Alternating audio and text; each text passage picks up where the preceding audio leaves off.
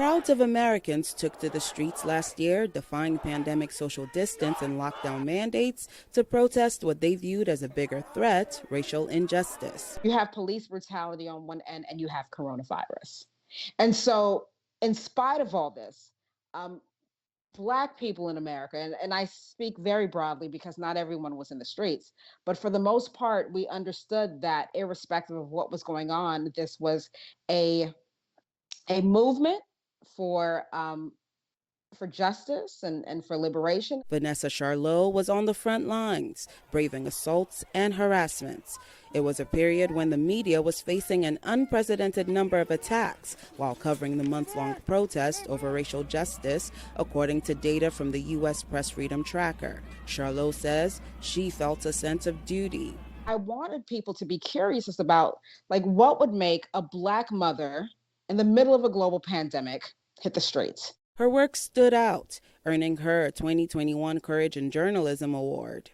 What's unique about the winners this year is that they are all being held to account for covering situations in their own homes. For Charlot, a Black mother and an Army veteran, describing her iconic photograph, American Patriot, is personal. The upside down flag means that you are at war in your own country.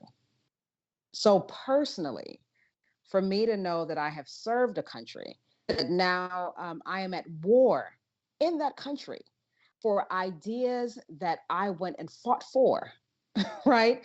There's a very uncomfortable irony about that. As the daughter of Haitian immigrants, Charlot says the award signifies what is possible. I was raised by Haitian parents. So I understand struggles about immigration, about Blackness, about being in low-income neighborhoods, all those things very personally.